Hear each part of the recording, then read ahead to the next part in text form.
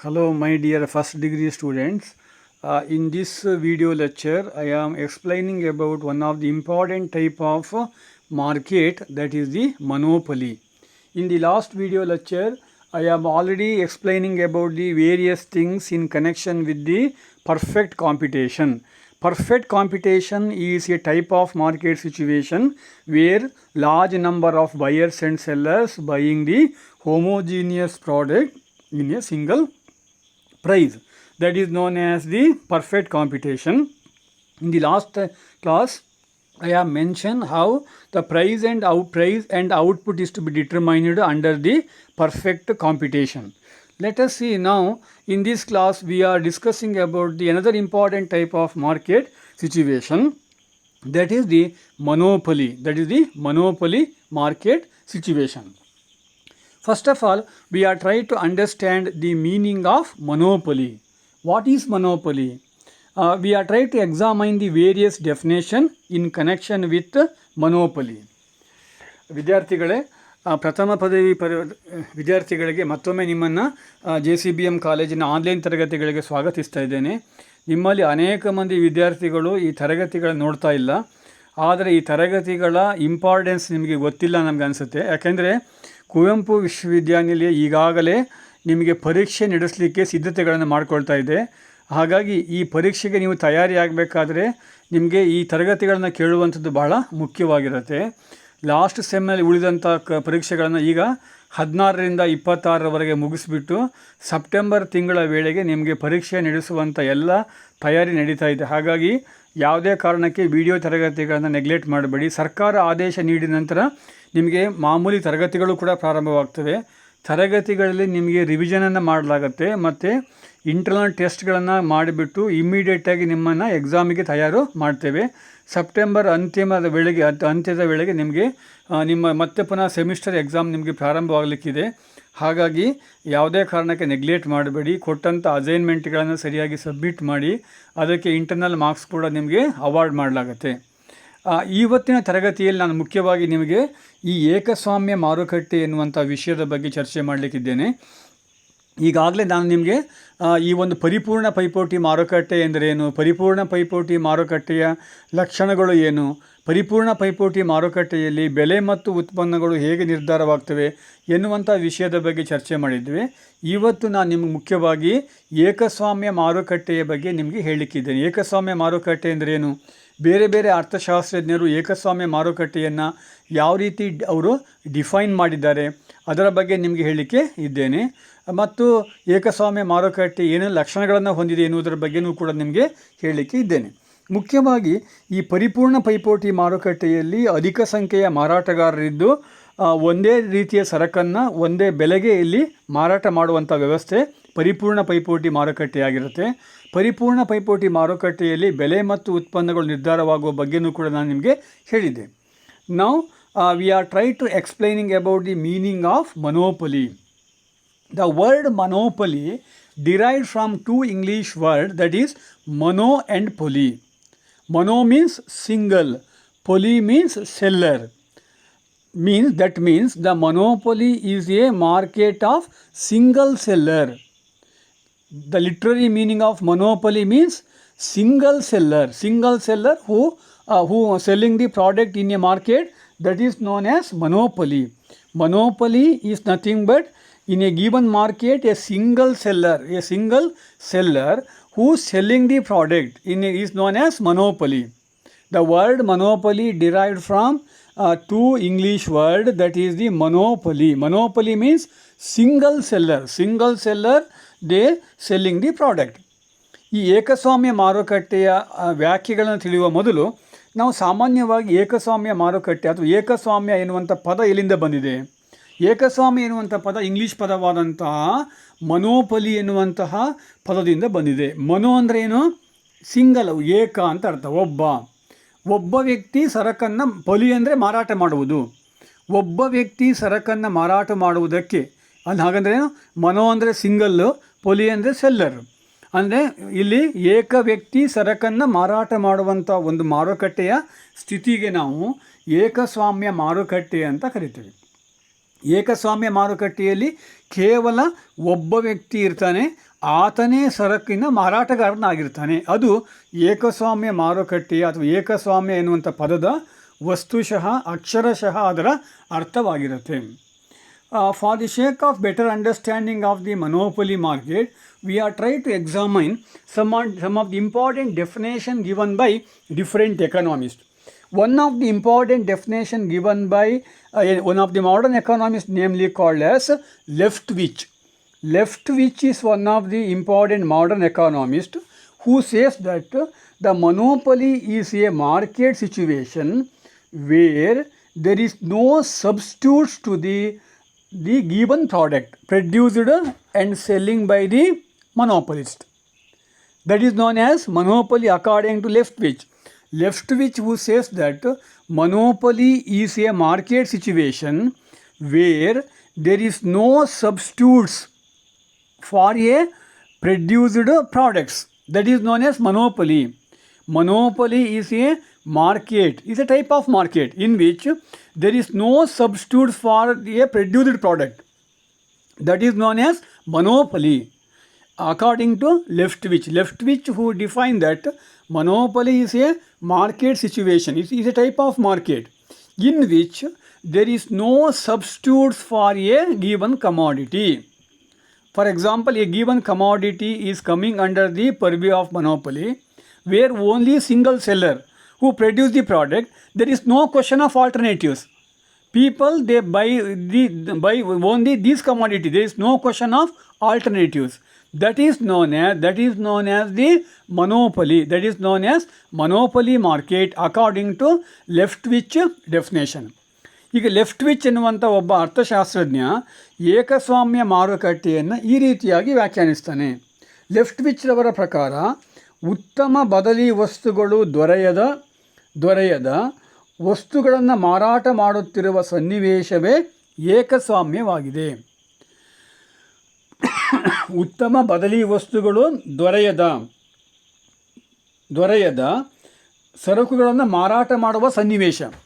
ಉತ್ತಮ ಬದಲಿ ವಸ್ತುಗಳು ಲಭ್ಯವಿಲ್ಲದೆ ಸರಕುಗಳನ್ನು ಮಾರಾಟ ಮಾಡುತ್ತಿರುವಂಥ ಸನ್ನಿವೇಶಕ್ಕೆ ನಾವು ಏಕಸ್ವಾಮ್ಯವೆಂದು ಕರೆಯುತ್ತೇವೆ. ಅಂದರೆ ಮನೋಪಲಿ ಅಂದ್ರೇನು? ಉತ್ತಮವಾದಂಥ ಬದಲಿ ವಸ್ತುಗಳು ಇಲ್ಲದೇ ಇರುವಂಥದ್ದು. ಒಬ್ಬ ಉತ್ಪಾದಕನು ಮಾರಾಟ ಮಾಡುತ್ತಿರುವ ಸರಕಿಗೆ ಯಾವುದೇ ಬದಲಿ ವಸ್ತುಗಳು ಇಲ್ಲದೆ ಅದೇ ಸರಕನ್ನು ಅನಿವಾರ್ಯವಾಗಿ ಮಾರಾಟ ಮಾಡಬೇಕಾದ ಪರಿಸ್ಥಿತಿಯನ್ನು ನಾವು ಏಕಸ್ವಾಮ್ಯವೆಂದು ಕರೆಯಬೇಕು ಅಂತ ಯಾರು ಹೇಳ್ತಾನೆ? ಲೆಫ್ಟ್ವಿಚ್ ಎನ್ನುವಂಥ ಒಬ್ಬ ಅರ್ಥಶಾಸ್ತ್ರಜ್ಞ ಹೇಳ್ತಾನೆ. ಲೆಫ್ಟ್ವಿಚ್ರವರ ಪ್ರಕಾರ ಏಕಸ್ವಾಮ್ಯ ಮಾರುಕಟ್ಟೆಯಲ್ಲಿ ಬದಲಿ ವಸ್ತುಗಳು ಇರೋದೇ ಇಲ್ಲ. ಅಂದರೆ ಬದಲಿ ವಸ್ತುಗಳು ಲಭ್ಯ ಇರೋದೇ ಇಲ್ಲ. ಬದಲಿ ವಸ್ತುಗಳು ಲಭ್ಯವಿಲ್ಲದೆ ಉತ್ಪಾದಕನೇ ಮಾರಾಟ ಮಾಡುವ ಸರಕನ್ನು ಅನಿವಾರ್ಯವಾಗಿ ಜನತೆ ಕೊಂಡುಕೊಳ್ಳಬೇಕಾದ ಸ್ಥಿತಿ ಇರುತ್ತೆ. ಅಂತಹ ಒಂದು ಮಾರುಕಟ್ಟೆಯನ್ನು ನಾವು ಏಕಸ್ವಾಮ್ಯ ಮಾರುಕಟ್ಟೆ ಅಂತ ಕರಿಬೇಕು ಅಂತ ಲೆಫ್ಟ್ವಿಚ್ರವರು ಹೇಳ್ತೇನೆ. ಆ ವಸ್ತುವಿಗೆ ಪರ್ಯಾಯವಾದಂಥ ಸರಕು ಇರೋದೇ ಇಲ್ಲ, ಜನರು ಅದನ್ನೇ ಕೊಂಡುಕೊಳ್ಬೇಕಾಗತ್ತೆ. ಅದನ್ನು ನಾವು ಏಕಸ್ವಾಮ್ಯ ಮಾರುಕಟ್ಟೆ ಅಂತ ನಾವು ಕರಿಬೇಕು ಅಂತ ಲೆಫ್ಟ್ವಿಚ್ ಅವರ ವ್ಯಾಖ್ಯೆ ಹೇಳುತ್ತೆ. For the sake of better understanding, it is not complete definition in connection with the monopoly. For the sake of understanding this concept in a very scientific way, we are trying to examine some other definition relating to the monopoly. The second important definition was given by Robert Triffin, not Tiffin. Robert Triffin is one of the economists who says that monopoly is a market situation in which the monopolist have a special power to change the prices of the commodity on the basis of his will and wishes. That is known as monopoly. According to Robert Triffin definition, monopoly is a market situation where a monopolist have a special power to change the prices of the commodity. Who have a special power to change the prices of the commodity, that is known as monopoly according to Robert Triffin definition. Robert Triffin, who says that on the basis of the price determination, who define the meaning of monopoly. The first definition, Lefkowitz definition, who defined the concept of monopoly on the basis of the alternative commodities, but the Triffin says that on the basis of the power to modify the price, who defined the concept of monopoly. ಈಗ ಏಕಸ್ವಾಮ್ಯ ಮಾರುಕಟ್ಟೆಗೆ ಸಂಬಂಧಪಟ್ಟ ಎರಡನೇ ಪ್ರಮುಖವಾದ ವ್ಯಾಖ್ಯೆ ಯಾವುದು ಅಂತ ಹೇಳಿದರೆ ಈ Robert ಟ್ರಿಫಿನ್ ರವರ ವ್ಯಾಖ್ಯೆ. ಟಿಫಿನ್ ಅಲ್ಲ, ಇದು ರಾಬರ್ಟ್ ಟ್ರಿಫಿನ್ ರವರ ವ್ಯಾಖ್ಯೆ. ರಾಬರ್ಟ್ ಟ್ರಿಫಿನ್ ಏನು ಹೇಳ್ತಾನೆ ಅಂತ ಹೇಳಿದರೆ, ಯಾವ ಉದ್ಯಮವು ತಾನು ಮಾರಾಟ ಮಾಡುವ ವಸ್ತುವಿನ ಬೆಲೆಯನ್ನು ಬದಲಾಯಿಸುವ ಸಂಪೂರ್ಣ ಸ್ವಾತಂತ್ರ್ಯವನ್ನು ಪಡೆದಿರುತ್ತದೆಯೋ ಅದೇ ಏಕಸ್ವಾಮ್ಯ. ರಾಬರ್ಟ್ ಟ್ರಿಫಿನ್ ರವರ ಪ್ರಕಾರ, ಒನ್ಸ್ ಅಗೇನ್ ರಿಪೀಟ್ ಇಟ್, ಯಾವ ಉದ್ಯಮ ಅಥವಾ ಉದ್ಯಮಿಯು ತಾನು ಮಾರಾಟ ಮಾಡುವ ವಸ್ತುವಿನ ಬೆಲೆಯನ್ನು, ತಾನು ಮಾರಾಟ ಮಾಡುವ ಸರಕಿನ ಬೆಲೆಯನ್ನು ಬದಲಾಯಿಸುವ ಸಂಪೂರ್ಣ ಸ್ವಾತಂತ್ರ್ಯವನ್ನು ಪಡೆದಿರುತ್ತದೆಯೋ ಅದೇ ಏಕಸ್ವಾಮ್ಯ. ಅಂದರೆ ಏಕಸ್ವಾಮ್ಯ ಮಾರುಕಟ್ಟೆಯಲ್ಲಿ ಆ ಸ್ವಾಮ್ಯ ವ್ಯಕ್ತಿಯು, ಏಕಸ್ವಾಮ್ಯವನ್ನು ಹೊಂದಿರುವಂಥ ವ್ಯಕ್ತಿಯು ತನಗೆ ಇಚ್ಛೆ ಬಂದಂತೆ ತಾನು ಮಾರಾಟ ಮಾಡುವ ಸರಕಿನ ಬೆಲೆಯನ್ನು ಆತ ನಿಗದಿ ಮಾಡ್ತಾನೆ. ತನ್ನ ಇಚ್ಛೆಗನುಸಾರ ತಾನು ಮಾರಾಟ ಮಾಡುವ ಸರಕಿನ ಬೆಲೆಯನ್ನು ಬದಲಾಯಿಸುವಂಥ ಅಧಿಕಾರ ಏಕಸ್ವಾಮ್ಯ ಮಾರುಕಟ್ಟೆಯಲ್ಲಿ ಆ ಸ್ವಾಮ್ಯ ವ್ಯಕ್ತಿಗೆ ಇರುತ್ತೆ. ಹಾಗಾಗಿ ಅದನ್ನು ನಾವು ಏಕಸ್ವಾಮ್ಯ ಮಾರುಕಟ್ಟೆ ಅಂತ ಕರಿತೇವೆ. ಏಕಸ್ವಾಮ್ಯ ಮಾರುಕಟ್ಟೆ ಎಂಬುದು ಮಾರುಕಟ್ಟೆಯ ಒಂದು ಪ್ರಕಾರ. ಇಲ್ಲಿ ಆ ಏಕಸ್ವಾಮ್ಯ ಮಾರುಕಟ್ಟೆಯಲ್ಲಿ ಸರಕಿನ ಮಾರಾಟಗಾರನು ತನ್ನ ಇಚ್ಛೆಗನುಸಾರವಾಗಿ ತಾನು ಮಾರಾಟ ಮಾಡುವ ಸರಕಿನ ಬೆಲೆಯನ್ನು ನಿಗದಿ ಮಾಡುವಂಥ ಅಧಿಕಾರ ಇರುತ್ತೆ, ಬದಲಾಯಿಸುವಂಥ ಅಧಿಕಾರ ಆತನಿಗೆ ಇರುತ್ತೆ. ಅಂಥ ಮಾರುಕಟ್ಟೆಗೆ ನಾವು ಏಕಸ್ವಾಮ್ಯ ಮಾರುಕಟ್ಟೆ ಅಂತ ಕರಿಬೇಕು ಅಂತ ಹೇಳಿಬಿಟ್ಟು ಈ ರಾಬರ್ಟ್ ಟ್ರಿಫಿನ್ ರವರ ವ್ಯಾಖ್ಯೆ ತಿಳಿಸುತ್ತೆ. That is the second important definition in connection with the ಮೊನೋಪೊಲಿ. The third important definition given by the McConnell. McConnell is one of the important modern economists who says that the monopoly is a type of market situation where there is no substitute for a given commodity produced by a producer. That is known as the monopoly. That is known as monopoly according to this particular definition given by McConnell. McConnell is one of the important modern economists who says that monopoly is a market in which there is no substitutes for a given commodity. There is no substitutes for a given commodity. That is known as the industry is controlled by a single person. There is no substitute at all. The entire industry, the production process is controlled by a single person. That is known as monopoly. According to the McConnell definition, is one of the modern economists. McConnell is one of the important modern economists. ಈಗ ಏಕಸ್ವಾಮ್ಯಕ್ಕೆ ಸಂಬಂಧಪಟ್ಟಂತೆ ಮೂರನೇ ಪ್ರಮುಖವಾದ ವ್ಯಾಖ್ಯೆ ನೀಡಿದವರು ಈ ಮೆಕಾನಲ್ ಎನ್ನುವಂಥ ಒಬ್ಬ ಅರ್ಥಶಾಸ್ತ್ರಜ್ಞ. ಈ ಮೆಕಾನಲ್ ಏನು ಹೇಳ್ತಾನೆ, ಏಕಸ್ವಾಮ್ಯ ಮಾರುಕಟ್ಟೆಗೆ ಸಂಬಂಧಪಟ್ಟಂತೆ ಮೆಕಾನಲ್ ಅವರ ವ್ಯಾಖ್ಯೆ ಹೀಗಿರುತ್ತೆ. ಮೆಕಾನಲ್ ಅವರ ಪ್ರಕಾರ ಸಮೀಪದ ಬದಲಿ ವಸ್ತುಗಳು ಲಭ್ಯವಿರದೆ ಯಾವುದೇ ವಸ್ತುವಿನ ಉತ್ಪಾದನೆಯು ಒಂದು ಉದ್ಯಮದ ಹತೋಟಿಯಲ್ಲಿ ಇದ್ದಾಗ, ಸಮೀಪದ ಬದಲಿ ವಸ್ತುಗಳು ಲಭ್ಯವಿರದೆ ಯಾವುದೇ ವಸ್ತುವಿನ ಉತ್ಪಾದನೆಯು ಒಂದು ಉದ್ಯಮದ ಹತೋಟಿಯಲ್ಲಿದ್ದಾಗ ಅದನ್ನು ಏಕಸ್ವಾಮ್ಯ ಮಾರುಕಟ್ಟೆ ಎನ್ನಲಾಗುತ್ತದೆ.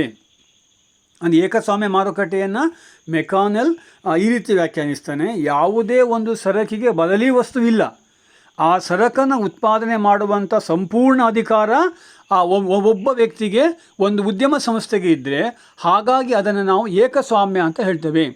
ಬದಲಿ ವಸ್ತುಗಳಿಲ್ಲದೆ ಆ ಸರಕಿನ ಉತ್ಪಾದನೆಯಲ್ಲಿ ಪೈಪೋಟಿ ನೀಡುವಂಥ ವ್ಯಕ್ತಿಗಳು ಇಲ್ಲದೆ ಆ ಸರಕನ್ನು ಒಬ್ಬ ವ್ಯಕ್ತಿ ಅಥವಾ ಒಂದು ಉದ್ಯಮ ಸಂಸ್ಥೆಯೇ ಉತ್ಪಾದನೆ ಮಾಡ್ತಾ ಇದ್ದರೆ ಅದನ್ನು ನಾವು ಏಕಸ್ವಾಮ್ಯ ಮಾರುಕಟ್ಟೆ ಅಂತ ಕರಿಬೇಕು ಅಂಥೇಳಿ ಈ ಒಂದು ಮೆಕಾನಲ್ ರವರ ವ್ಯಾಖ್ಯೆ ತಿಳಿಸುತ್ತೆ. These are the different definition in connection with the ಮೊನೋಪಲಿ. These are the different definition in connection with the monopoly. At the end we can definitely conclude that, at the end we can definitely say that monopoly is a market situation where single seller who decide the price and supply of the product, that is known as monopoly. Monopoly is a market situation where single seller who decide price and supply of the product, that is known as monopoly. After examining the various definition, at the end we can say that monopoly is nothing but it is a type of market situation where single seller means single firm or industry, single person or a single industry who control over price as well as the supply of the product. The price and supply of the product, it is entirely controlled by a single person or a industry. That is known as monopoly. ಈಗ ಏಕಸ್ವಾಮ್ಯಕ್ಕೆ ಸಂಬಂಧಪಟ್ಟಂತೆ ನಾವು ಈಗಾಗಲೇ ಅನೇಕ ವ್ಯಾಖ್ಯೆಗಳನ್ನು ಅಧ್ಯಯನ ಮಾಡಿದ್ವಿ. ಅನೇಕ ವ್ಯಾಖ್ಯೆಗಳ ಅಧ್ಯಯನ ಮಾಡಿದ ನಂತರ ಏಕಸ್ವಾಮ್ಯದ ಮಾರುಕಟ್ಟೆಯನ್ನು ಅಂತಿಮವಾಗಿ ನಾವು ಈ ರೀತಿಯಲ್ಲಿ ವ್ಯಾಖ್ಯಾನಿಸ್ಬೋದು. ಏಕಸ್ವಾಮ್ಯ ಮಾರುಕಟ್ಟೆ ಅಂತೇಳಿದರೆ, ಏಕಸ್ವಾಮ್ಯ ಮಾರುಕಟ್ಟೆಯು ಮಾರುಕಟ್ಟೆಯ ಒಂದು ಪ್ರಕಾರವಾಗಿದ್ದು, ಇಲ್ಲಿ ಒಬ್ಬ ವ್ಯಕ್ತಿ ಅಥವಾ ಒಂದು ಉದ್ಯಮ ಸಂಸ್ಥೆ ಸರಕುಗಳ ಬೆಲೆ ಮತ್ತು ಪೂರೈಕೆಯನ್ನು ನಿಯಂತ್ರಿಸ್ತಾ ಇರುತ್ತದೆ. ಏಕಸ್ವಾಮ್ಯ ಮಾರುಕಟ್ಟೆಯು ಒಂದು ಮಾರುಕಟ್ಟೆಯ ಪ್ರಕಾರವಾಗಿದ್ದು, ಮಾರುಕಟ್ಟೆಯ ಒಂದು ಪ್ರಕಾರವಾಗಿದ್ದು, ಇಲ್ಲಿ ಒಬ್ಬ ವ್ಯಕ್ತಿ ಅಥವಾ ಒಂದು ಉದ್ಯಮ ಸಂಸ್ಥೆ ಸರಕಿನ ಬೆಲೆಯನ್ನು ಮತ್ತು ಅದರ ಪೂರೈಕೆಯನ್ನು ನಿಯಂತ್ರಿಸ್ತಾ ಇದ್ದರೆ ಅದನ್ನು ಏಕಸ್ವಾಮ್ಯ ಮಾರುಕಟ್ಟೆ ಎಂದು ಕರೆಯುತ್ತೇವೆ. ಏಕಸ್ವಾಮ್ಯ ಮಾರುಕಟ್ಟೆ ಅಂದರೆ ಒಬ್ಬ ವ್ಯಕ್ತಿ, ಪುನಃ ಹೇಳ್ತೀನಿ ಗಮನಿಸಿ, ಒಬ್ಬ ವ್ಯಕ್ತಿ ಅಥವಾ ಒಂದು ಉದ್ಯಮ ಸಂಸ್ಥೆ, ಒಬ್ಬ ವ್ಯಕ್ತಿ ಇಡೀ ಮಾರುಕಟ್ಟೆಯ ಮೇಲೆ ಅಧಿಕಾರವನ್ನು ಪಡೆದಿರ್ಬೋದು, ಅಥವಾ ಒಂದು ಉದ್ಯಮ ಸಂಸ್ಥೆ ಇಡೀ ಮಾರುಕಟ್ಟೆಯನ್ನು ನಿಯಂತ್ರಣ ಮಾಡ್ತಾ ಇದ್ದರೆ, ಅಂದರೆ ಅರ್ಥ ಏನು, ಬೆಲೆ ನಿಯಂತ್ರಿಸ್ತಾ ಇದ್ದರೆ, ಒಬ್ಬ ವ್ಯಕ್ತಿಯೇ ಇಡೀ ಮಾರುಕಟ್ಟೆಯ ಸರಕಿನ ಬೆಲೆ ನಿಗದಿ ಮಾಡ್ತಾ ಇದ್ದರೆ, ಅಥವಾ ಒಂದು ಉದ್ಯಮ ಸಂಸ್ಥೆ ಇಡೀ ಮಾರುಕಟ್ಟೆಯ ಬೆಲೆ ನಿರ್ಧರಿಸ್ತಾ ಇದ್ದರೆ, ಅಥವಾ ಸರಕಿನ ಪೂರೈಕೆಯ ಮೇಲೆ ಒಬ್ಬ ವ್ಯಕ್ತಿಗೆ ನಿಯಂತ್ರಣವನ್ನು ಕೊಟ್ಟಿದ್ದರೆ, ಒಂದು ಉದ್ಯಮ ಸಂಸ್ಥೆಗೆ ನಿಯಂತ್ರಣ ಇದ್ದರೆ ಅದಕ್ಕೆ ನಾವು ಏಕಸ್ವಾಮ್ಯ ಮಾರುಕಟ್ಟೆ ಅಂತ ಹೇಳ್ತೀವಿ. ಏಕಸ್ವಾಮ್ಯ ಮಾರುಕಟ್ಟೆಯಲ್ಲಿ ಏಕಸ್ವಾಮ್ಯವನ್ನು ಪಡೆದುಕೊಂಡಂಥ ವ್ಯಕ್ತಿ ಆ ಸ್ವಾಮ್ಯವನ್ನು ಹೇಗೆ ಪಡ್ಕೊಳ್ತಾನೆ ಅಂತ ಹೇಳಿದರೆ, ಬೆಲೆಯನ್ನು ತಾನು ನಿಗದಿ ಮಾಡುವ ಮೂಲಕ, ತಾನೇ ಸರಕಿನ ಬೆಲೆಯನ್ನು ನಿಗದಿ ಮಾಡುವ ಮೂಲಕ, ಅಥವಾ ಸರಕಿನ ಪೂರೈಕೆಯನ್ನು ಸಂಪೂರ್ಣವಾಗಿ ತನ್ನ ಹತೋಟಿಗೆ ತಂದುಕೊಳ್ಳುವ ಮೂಲಕ, ಬೆಲೆ ಮತ್ತು ಪೂರೈಕೆಯನ್ನು ಸಂಪೂರ್ಣ ತನ್ನ ಹತೋಟಿಯಲ್ಲಿ ಇಟ್ಟುಕೊಳ್ಳುವ ಮೂಲಕ ಆ ಮಾರುಕಟ್ಟೆಯನ್ನು ನಿಯಂತ್ರಿಸುವಂಥ ಪದ್ಧತಿ ಇದೆಯಲ್ಲ, ಅದಕ್ಕೆ ನಾವು ಏಕಸ್ವಾಮ್ಯ ಮಾರುಕಟ್ಟೆ ಎಂದು ಕರೆಯುತ್ತೇವೆ. ಏಕಸ್ವಾಮ್ಯ ಮಾರುಕಟ್ಟೆಯು ಮಾರುಕಟ್ಟೆಯ ಒಂದು ಪ್ರಕಾರವಾಗಿದ್ದು, ಇಲ್ಲಿ ಒಬ್ಬ ವ್ಯಕ್ತಿ ಅಥವಾ ಒಂದು ಉದ್ಯಮ ಸಂಸ್ಥೆ ಸರಕುಗಳ ಬೆಲೆ ಮತ್ತು ಅದರ ಪೂರೈಕೆಯನ್ನು ನಿಯಂತ್ರಿಸಿದರೆ ಅದನ್ನು ನಾವು ಏಕಸ್ವಾಮ್ಯ ಮಾರುಕಟ್ಟೆ ಎಂದು ಕರೆಯುತ್ತೇವೆ. Monopoly is a type of market situation where single seller who control over the entire market through deciding the price and deciding the output. who control over the entire market, that is known as monopoly. ಏಕಸ್ವಾಮ್ಯ ಮಾರುಕಟ್ಟೆ ಅಂದರೆ ಒಬ್ಬ ವ್ಯಕ್ತಿ, ಒಂದು ಉದ್ಯಮ ಸಂಸ್ಥೆ ಮಾರುಕಟ್ಟೆಯನ್ನು ನಿಯಂತ್ರಣ ಮಾಡುವಂಥ ವ್ಯವಸ್ಥೆ. ಮಾರುಕಟ್ಟೆಯನ್ನು ಹೇಗೆ ನಿಯಂತ್ರಣ ಮಾಡ್ತಾರೆ ಅಂತ ಹೇಳಿದರೆ, ಆ ಸರಕಿನ ಬೆಲೆ ನಿಗದಿ ಮಾಡುವ ಅಧಿಕಾರವನ್ನು ತನ್ನ ಕೈಗೆ ತೆಗೆದುಕೊಳ್ಳುವ ಮೂಲಕ, ಆ ಸರಕಿನ ಪೂರೈಕೆಯನ್ನು ತಾನು ನಿಯಂತ್ರಿಸುವ ಮೂಲಕ, ತನ್ನ ಇಚ್ಛೆಗನುಸಾರವಾಗಿ, ತನ್ನ ಅಭೀಷ್ಟಗನುಸಾರವಾಗಿ ಸರಕುಗಳ ಬೆಲೆನ ನಾವು ನಿಗದಿ ಮಾಡ್ತಾನೆ. ಅಂತಹ ಒಂದು ಮಾರುಕಟ್ಟೆಯನ್ನು ನಾವು ಏಕಸ್ವಾಮ್ಯ ಮಾರುಕಟ್ಟೆ ಎಂದು ಕರೆಯುತ್ತೇವೆ. ಏಕಸ್ವಾಮ್ಯ ಮಾರುಕಟ್ಟೆಯಲ್ಲಿ ಸರಕಿನ ಬೆಲೆ ನಿಗದಿ ಮಾಡುವಂಥ ಅಧಿಕಾರ ಈ ಒಂದು ಸ್ವಾಮ್ಯ ವ್ಯಕ್ತಿಗೆ ಇರುತ್ತೆ. That is the meaning of the monopoly market. In the next class I am discussing about the various features of the monopoly market. Thank you.